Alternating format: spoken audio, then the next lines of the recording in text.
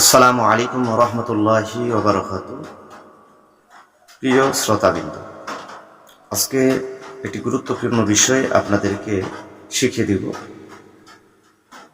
জানাজার নামাজ ফরজে কিফায়া।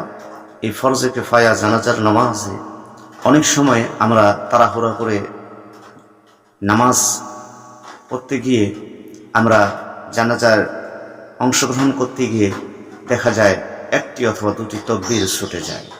আমরা দেখা গেল বাড়ির থেকে একটু লেট করে বের হয়েছি, যেতে যেতে জানাজার মাঠে গিয়ে দেখলাম যে একটি তাকবীর হয়ে গেছে, জানাজা শুরু হয়েছে, আপনার রুজু করা আছে, আপনি তাড়াহুড়া করে জানাজায় অংশগ্রহণ করলেন।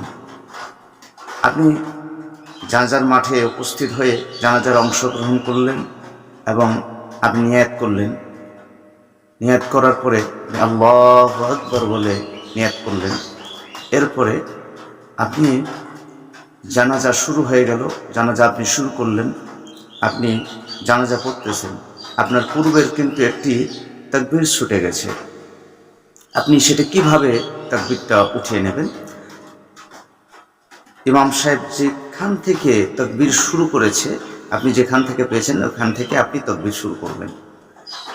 যখন ইমাম সাহেব এই 4টি তাকবীর শেষ করে সালাম ফিরিয়ে নেবে, তখন আপনি আপনার যে তাকবীরটা ছুটে গেছে, আপনি চেষ্টা করবেন সে দোয়া পাঠ করে আপনার ছুটে যাওয়া তাকবীরটা শেষ করা, অর্থাৎ আরেকটি তাকবীর আল্লাহু আকবার বলে সালাম ফেরানো।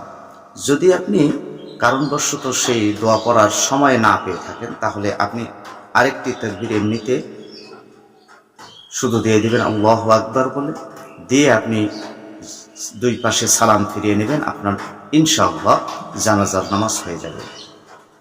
অনেক সময় অনেক ভাইরা আছে যারা এই বিষয়টা জানে না, তারা একটি তাকবীর ছুটে গেছে, তো বাকি যে 3টা তাকবীর, এই 3 তাকবীর নামাজ শেষ করে চলে আসে। সম্মানিত ভাইয়ারা, এই বিষয়টি সহজে হয়ে যেত বা সহজে হয়ে যাবে।